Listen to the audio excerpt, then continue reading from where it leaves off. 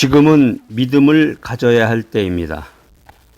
사람들이 모이면은 경제가 위기다, 크라이시스다, 경제의 위기 시대에 우리가 살고 있다, 이제 이런 얘기를 많이 하는데, 뭐 신문을 보든지 뭐 SNS라든가 웹사이트를 방문해 보면은 현재 우리가 처하고 있는 그런 위기의 모습을 경제의 위기 시대다 이렇게 진단하고 있습니다. 그런데 경제의 위기 못지않게 우리 시대의 위기는 믿음의 위기다. 믿음이 위기를 맞고 있다. 여러분들 어떠십니까? 여러분들은 매일매일 하루하루 어떻게 살아가고 계세요? 직장 생활하는 사람, 또 자영업을 하는 사람, 은퇴해서 사는 사람, 모두 제 삶의 모습이 다 다를 텐데, 아무튼 우리가 자본주의 시대, 자본주의 국가, 민주주의 국가에 살아가면서 제일 중요한 것 중에 하나가 이제 경제인데, 경제가 붕괴되면은 엄청 힘들어하죠. 한마디로 말해서 경제가 붕괴되어 가는 과정을 지켜보면서 나라에 대한 믿음이라든가 리더에 대한 믿음이라든가 또 인생의 의미에 대한 믿음이라든가 이런 것들을 잃어가면서 살고 있다는 거예요. 믿음의 위기, 이거야말로 정말 가장 큰 위기다라고 하는 것입니다. 그래서 우리가 하나님 중심으로, 말씀 중심으로 매일 매 시간 기도하면서 하늘나라를 향해서 나아가는 우리의 입장에서는 지금 내가 살아가는 이 시대의 최대의 과제 중에 하나가 어떻게 믿음을 회복하느냐. 여러분 한번 따라서 해보세요. 어떻게 믿음을 회복할까? 자신에 대한 믿음, 이웃에 대한 믿음, 또 지도자들에 대한 믿음, 인생에 대한 믿음, 그리고 하나님에 대한 믿음, 이것들을 어떻게 다시 회복할 수 있느냐 하는 거예요. 뭐 오래된 일이지만 이제 웹사이트라든가 인터넷 신문 같은 데도 보면은 이제 안티 기독교 사이트들이 많아요.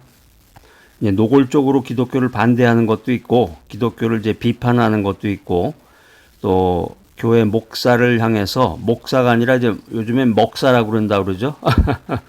목사가 아니라 이제 먹사인데, 물론 이제 잘못된 것에 대해서 이제 비판하고 말은 할 수 있는 것이지만은 기독교, 교회, 목사들에 대한 그 오소리티가, 권위가 자꾸 무너지면서 어디로 가야 될까? 갈 길을 모르고 방황하는 시대가 바로 이 믿음의 위기의 시대라고 하는 것입니다. 한마디로 말하면 사람들이 비난하고 욕하고 비판은 하지만 어떤 대안이 없어요. 아무런 대안이 없고 그냥 주저앉아서 세상 말로 그래 너 죽고 나 죽자 뭐 이런 식으로 살아가는 것들이 바로 이 믿음의 위기 속에서 사람들의 생각인 것 같습니다. 믿음이란 무엇이냐? 믿음은 한마디로 정의하면 어떤 대상에 대한 신념과 신뢰를 의미하는 건데, 믿음은 하나님과 인간을 연결해주는 중요한 매개가 된다. 또 믿음은 하나님을 인식하는 데 있어서 가장 중요한 수단이다라고 하는 것입니다.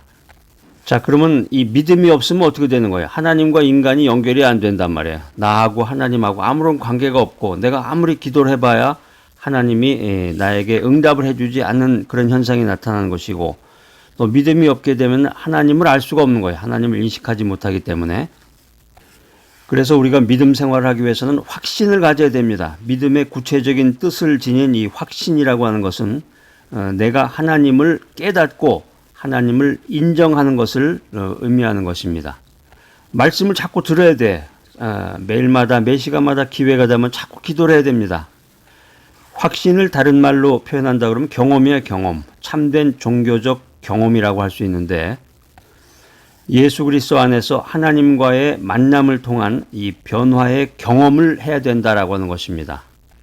예수를 믿고 하나님을 의지하고 하나님을 만나게 되면 지금까지의 모든 내 인생에, 내 머릿속에 있는 모든 이 가치 체계가 완전히 뒤바뀌는 그런 경험을 하게 된다라고 하는 것입니다.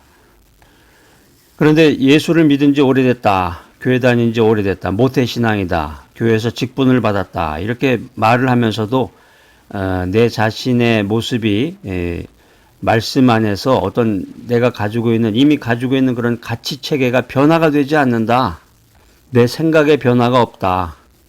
뚜렷한 인생관이 없이 그냥 오늘 보는 그 드라마 내용대로 인생을 살아간다. 이런 사람에게는 믿음이 없는 것이고 확신이 없는 것입니다. 확신은 하나님과 맺는 인격적 관계 속에서 얻는 구원에 관한 새로운 지식과 깨달음을 얻은 결과다라고 하는 것입니다. 자, 오늘 이 귀한 메시지 들으시는 여러분들, 말씀을 통해서 지식만을 얻을 것이 아니라 깨달아야 된단 말이에요. 깨닫고 하나님을 경험하고 더 나아가서 그 말씀대로, 은혜대로 인생을 살아나가야 되겠습니다. 가끔 가다가 이제 바람을 쐬려고 이 뒷마당에 잠깐 나가보면은 이 거미줄이 보일 때가 있어요. 허공에 매달려 있는 거미를 건드려서 놀라게 하면은 거미가 어때요? 명주실 같은 이 거미줄을 타고 그냥 휙 하니 단숨에 올라가 버리죠. 근데 가만히 이렇게 보면은 그 줄이, 그 거미줄이 굉장히 가늘어서 잘 안 보일 때가 있습니다. 그러니까 어떻게 보면 거미가 허공에 매달려 있는 것 같기도 해요. 거미는 허공에 매달려 있는 동안에도 무엇인가에 이렇게 붙어 있는 거죠. 어떤 힘이, 보이지 않는 힘이 급히 올라가는 이 거미를 떠받치고 있는 거예요. 그런데 그게 우리 눈에는 보이지 않는 거죠. 이걸 보면서 잠시 생각과 깨달음을 해보니까, 이게 바로 믿음이 역사하는 방법이로구나. 내가 하나님을 볼 수는 없지만 하나님은 항상 나와 함께 계시는구나. 하나님께서 내가 인생살이 하면서 무슨 일을 당하든지 항상 나를 유지시키시고 나를 도와주시는구나. 그런 생각을 하면서 인생살이 하면서 두려움에서, 공포에서, 근심과 걱정에서 나를 끌어올릴 수 있는 분, 그분이 바로 하나님이시구나. 믿음을 가지고 하나님을 의지해야지. 이런 생각을 잠시 해봤습니다. 여러분들도 어디 야외에 나가거나 아니면 이렇게 집안 이렇게 뒷뜰이나 어디 이런 데 보면 이제 거미줄이 있을 텐데 거미를 발견하게 되면 깜짝 놀라가지고 거미야 하고 소리치지 마시고 한번 이렇게 유심히 제가 말씀드린 내용을 가지고 한번 이렇게 유심히 생각을 하면서 여러분들이 그 콰이어트 타임, 조용한 그 묵상의 시간을 한번 가지시면 좋겠습니다. 그러니까 우리가 인생 살아가면서 지혜를 얻어야 돼, 자꾸. 말씀을 가까이 하고 말씀을 듣는 사람은 늘 그 지혜하고 관계가 있습니다. 지혜를 얻어야, 위즈덤, 지혜를 얻어야지. 어떻게 지혜롭게 인생을 살아갈 것인가, 그런 생각을 자꾸 하게 되는데, 이 고대 그리스의 철학자였던 그 디오게네스가 있습니다. 여러분 다 아시는 사람이에요. 이 사람이 이제 뭐로 유명하냐면 대낮에 등불을 들고 지혜를 찾아다녔던 사람으로 아주 유명합니다.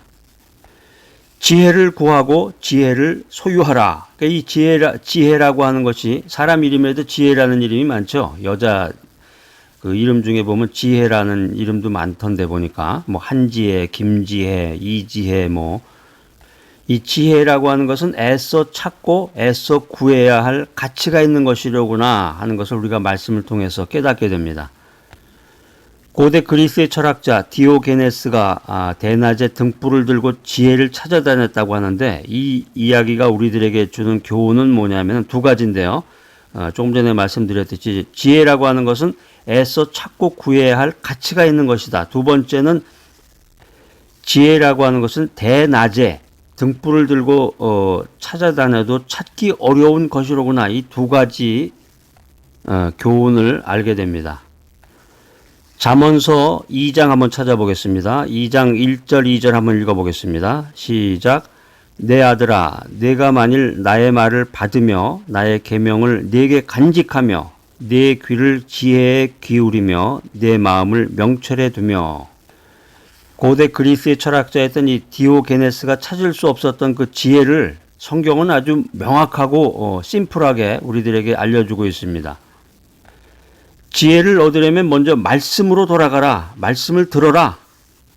말씀으로 돌아가라. 말씀을 들어라. 그 말씀이라는 게 도대체 뭔가요? 하고서 대단히 어떤 그 신비스러운 생각을 하시는 분들도 있는 것 같은데, 하나님의 말씀이라는 게 멀리 있는 게 아니고 어떤 특별한 신비적인 체험을 해야 되는 게 아닙니다. 그러니까 교회 생활 오래 하고 신앙생활을 오랫동안 했어도 여기서 혼돈을 일으키시는 분들이 많아요. 지혜를 얻으려면 말씀으로 돌아가십시오. 이런 메시지를 들으면 야, 이거 무슨 신비스러운 그런 체험을 해야 되나 보다.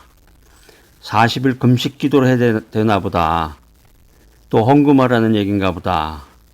이렇게 착각을 하면서 혼란을 일으키시는 분들이 계십니다. 하나님의 말씀은 바로 우리 곁에 있는 이 성경 말씀이라는 거예요. 성경 말씀, 바이블. 성경책 한번 들어보세요, 여러분. 내 성경책이 어디 있나? 집안 구석을 이렇게 찾아다니면서 먼지투성이인 그 성경책을 찾지 못하고 그런 경우가 있으면 안 되겠습니다. 지혜를 얻어서 지혜를 갖고 인생을 살아라. 이 지혜라는 게 멀리 있는 게 아니란 말이에요. 그 유명한 얘기가 있죠. 벨기에 극작가였던 그 메테를링크인가요? 메테를링크가 썼던 그 파랑새라는 그 소설을 보면은 행복인 파랑새를 찾아서 두 아이들이 이제 떠나게 되는데 험한 계곡을 지나서 멀리까지 가서 그 행복을 찾아다녔는데 결국에 가서는 자기 집에 그 행복의 파랑새가 있구나 하는 것을 이제 발견한다는 그런 내용입니다. 맞는 말씀이에요. 지혜라는 게 멀리 있는 게 아니에요. 바로 우리 곁에 있다. 그러니까 내가 마음문만 열면 바로 발견할 수 있는 것이 지혜다라고 하는 것입니다. 이사야서 6장 9절 10절 말씀 한번 읽어보겠습니다. 너희가 듣기는 들어도 깨닫지 못할 것이요 보기는 보아도 알지 못하리라 하여 이 백성의 마음으로 둔하게 하며 그 귀가 막히고 눈이 감기게 하라. 염려컨대 그들이 눈으로 보고 귀로 듣고 마음으로 깨닫고 다시 돌아와서 고침을 받을까 하노라. 결론적으로 지혜는 하나님의 말씀이다. 지혜는 우리 가까이 있는 것이다. 그래서 우리가 말씀으로 돌아가서 지혜를 얻어야 되겠습니다. 지혜를 얻으려면 어떻게 해야 될까요? 두 번째는 말씀을 마음에 새겨야 됩니다. 말씀을 마음에 새겨라. 말씀으로 돌아가서 말씀을 듣는 것도 중요한데 그것만으로 끝나면 안 되고 하나님의 말씀을 내 마음판에 새겨야 된다. 하나님의 말씀을 내 마음에 간직해야 된다. 이게 중요한 것입니다. 유대인들은 머리에 또 팔목에 말씀을 적은 작은 상자를 지니고 다닌다고 합니다. 이게 이제 모세가 이스라엘 백성들에게 명령한 대로 실천하고 살아가는 거죠. 그러니까 이게 이제 항상 하나님과 동행한다는 의미를 가지고 있습니다. 자, 그래서 우리가 실천 사항으로서 말씀 암송이 있는데 말씀 암송, 마음에 간직한 말씀은 어느 때든지 필요한 순간에 기억이 난단 말이에요. 암기를 해버리면은, 암송을 하게 되면은 그 말씀대로 행하는 지혜를 바로바로 우리들에게 가르쳐 주게 됩니다.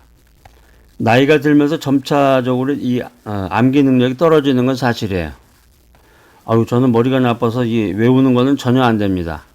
이제 그러신 분도 계시고, 머리가 나쁘다, 나이가 많다, 이런 걸 가지고 또 여자분들은 이제 그 수술, 제왕절개 같은 그런 수술이나 아니면 전신마취 같은 거를 하신 분들은 또 그런 암기력에도 영향이 있긴 있다고 그래요. 그러니까 신체적으로. 그러니까 자꾸 이런저런 이제 이유를 대는 거죠. 이런저런 이유. 그래서 이제 암기라고 하는 것은 성경 말씀 암송은 이제 자꾸 반복해서 이제 입으로 이제 눈으로만 착 이렇게 스킵하면 안 되고 눈으로만 읽으면 안 되고 입으로 그 말씀을 소리내서 읽어야 돼. 근데 정 안 되는 사람은 종에다 쓰세요. 그 메모리 카드, 지난번에 제가 한번 말씀드린 기억이 나는데 그 메모리 카드를 하나 준비하셔가지고 그 메모리 카드에다가 이렇게 빼곡하게 아니 큰 글자로 쓰셔도 되고 잘 안 보이면 쓰는 것도 굉장히 큰 도움이 됩니다. 쓰면서 읽고 또 써놓은 것을 자꾸 보면서 읽고 굉장히 엄청난 여러분의 인생에 엄청난 영향력을 미치는 거예요. 메모리 카드는 어디서 살 수 있나요? 그렇게 또 물어보시는 분도 있을 것 같으네. 예전에 오래전에 그 시골에 가보면은 그 달력 있잖아요. 지나간 달력을 버리지 않고 그 달력을 이제 쫙 이렇게 오려가지고 그 달력 뒷면에다가 여러 가지 그런 메모도 하고 그랬던 것을 본 기억이 나는데 이제 집에 뭐 광고지라든가 이렇게 종이들 많아요. 요즘엔 종이가 흔해졌으니까 그런 종이들을 버리지 마시고 쭉 모아놨다가 가위를 이렇게 잘 그 크기를 맞춰서 오려놓고서 그 뒤에 이제 여백이 있으면은 그 여백에다가 성경 말씀을 써가지고 그걸 갖고 다니면서 계속해서 보고 또 읽고 그 말씀대로 살아보려고 애쓰면은 지혜를 얻는 아주 첩경입니다. 이제 그게 이면지 활용이라고 그러죠. 이면지 활용. 그러니까 미국 같은 데에서는 그 리포트 같은 거 쓸 때 그 이면지에다 쓰는 경우도 많아요. 이미 썼던 거, 앞면은 뭐가 이제 프린트가 됐거나 뭐 썼던 건데 뒷면에는 아무것도 안 썼잖아요. 되게 앞뒤로 되어 있는데 앞면은 뭐가 써져 있는데 뒷면은 비어 있는 경우에 이면지를 활용해가지고 다 써서 이렇게 제출해도 그게 유효하게 작동이 됩니다. 우리 이제 한국적인 정서하고는 조금 안 맞는 것 같기도 한데 요즘에 이제 한국에서도 그렇게 이면지를 활용해가지고 여러 가지 그런 활동을 하거나 공식적인 일을 하는 경우도 많습니다. 그러니까 이제 이면지 활용이라는 게 바로 이게 또 지혜를 적용하는 거예요. 생활의 지혜라는 거 아니야 이게. 생활의 지혜. 우리가 살아가면서 모든 면을 지혜롭게 살아야 된단 말이에요. 생활도 지혜롭게 살고 이면지를 활용해서. 제가 그전에 한국 갔을 때 경험했던 것 중에 하나가 이제 지하철을 타고서 일정한 시간 내에 다시 그 버스를 타게 되면은 그 환승이라고 그래가지고 그 돈을 안 내거나 뭐 돈을 깎아주는 그런 게 있더라고요. 처음엔 그걸 모르니까 사람들이 왜 자꾸 거기다 그 카드를 자꾸 찍더라고요. 교통카드나 뭐 이거를 패스를 자꾸 찍길래 저거 왜 이렇게 찍을까? 처음에는 몰랐죠. 제가 누가 가르쳐 주는 게 아니고 제가 그 전에 오래전에 살았을 때는 그런 제도가 없었으니까. 그래서 제가 이제 누구한테 물어보고 알아보니까 이게 이제 환승이라는 거로 그걸 찍으면 할인이 되거나 이게 돈을 안 내는구나. 그 지혜죠, 하나의 생활의 지혜.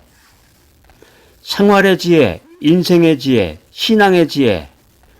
지혜를 얻으려면 어떻게 한다 그랬어요? 첫 번째, 말씀으로 돌아가라. 말씀을 들어야 된다. 말씀은 성경 말씀, 바이블이다. 내가 가지고 있는 성경책이로구나.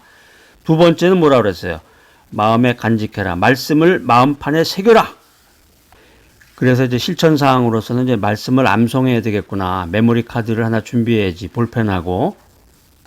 제가 이제 그 짐 정리를 하면서 거라지에 미국에는 이제 이렇게 차가 들어가는 그 차고가 있어요. 전부 개인이. 그걸 이제 거라지라고 그러는데 거라지를 이렇게 정리하다가 보니까 오래된 그 상자 안에서 그 연필이 하나 나왔어요. 연필이.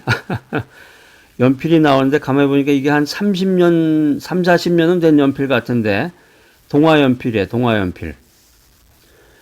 동화연필인데 이제 여기 미국에도 이제 연필은 많아요. 근데 미국의 연필하고 이렇게 동화연필하고 이렇게 비교해가지고 연필을 깎아보니까 야 이게 3, 40년 된 연필인데 이게 엄청나게 질이 좋은 거야 이게. 그래서 제가 이제 성경 말씀을 공부하거나 큐티를 하거나 여러 가지 강의 준비를 하거나 할 때도 이 동화연필 잘 깎아가지고 소중하게 잘 쓰고 있습니다. 그러니까 여러분들도 그 메모리 카드 또 연필이나 볼펜 이걸 항상 준비하셔야 돼요. 메모리 카드를 구입하기가 어렵거나 또 생활의 지혜를 활용하실 분은 아까 말씀대로 이면지 활용. 그래서 말씀을 마음판에 새기자. 지혜를 얻기 위한 세 번째 방법은 소리 높여 구해야 된다.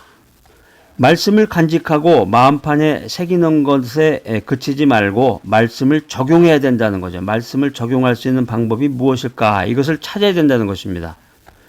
우리가 믿는 그 기독교 진리라고 하는 것은 다른 종교와 다릅니다. 아주 이 내적인 깨달음이라든가 통찰해서 그치는 이런 관념적인 것이 아니라 그리스도의 부활이 있죠. 그리스도의 부활과 그리스도의 능력으로 인해서 그리스도의 부활과 부활의 능력으로 인해서 하나님의 사랑을 덧입는 것이다. 그리고 이 땅에 하나님 나라를 이룩하는 그 변혁적인 파워가 있다는 것입니다. 자, 그래서 이 성경 말씀을 듣고 여러 가지 깨달음을 얻게 되는데 진리를 받은 성도는 부활 신앙의 역동성을 힘입어서 계속적으로 하나님을 알아가야 되고 동시에 세계 속에 드러난 하나님의 뜻이 무엇인지 또 내 삶에 드러난 하나님의 계획을 깨달아서 그것을 실천해 나가야 된다라고 하는 것입니다. 자, 여러분들 이제는 내가 나이가 많이 들어서 이제 죽는 날만 기다리고 있어요. 뭐 3대 거짓말인가 뭐 거기에도 보면 나오죠. 나이든 할머니가 맨날 그냥 사람들 만나면 죽어야지 한다고 그런 얘기가 있는데 나이가 많든 적든 돈이 많든 적든 배운 것이 많던 적던지 간에 이런 핑계 저런 핑계 대지 말고 일정 수준에 만족하면 안 됩니다. 일정 수준에 만족하는 삶이나 더 나아가서 실천 없는 삶, 이거 큰일 나는 일이에요. 일정 수준에 만족하는 삶이나 실천 없는 삶이나 정체되어 있고 고여 있는 삶은 진정한 크리스찬의 삶이 아니다. 자, 오늘 여러분 엄청난 메시지 들으시네요. 하나님 중심으로 인생을 살아가는 그 성도의 생활은 진리 안에서, 예수 안에서 끊임없이 새로워지는 이 변화가 있어야 된다라고 하는 것입니다. 변화가 있어야 된다. 지혜라고 하는 것은 참으로 가치가 있는 것이고 또 찾기 어려운 것인데 세 가지 말씀을 드렸죠. 지혜를 얻으려면 어떻게 해야 된다. 그래서 첫 번째는 말씀으로 돌아가라. 말씀을 들어라. 성경책을 찾아라. 두 번째는 말씀을 마음에 새겨라. 말씀을 간직해라. 세 번째는 뭐라고 그랬어요? 소리 높여 구하라. 그래서 말씀을 적용하면서 인생을 살아가라고 하는 것입니다. 자, 오늘 이 귀한 메시지 들으시는 여러분들, 성령의 도우심으로 끊임없이 하나님에 대한 알을 추구하며 생활 속에서 적용하는 귀하고 복된 여러분이 되시기를 간절히 기대합니다.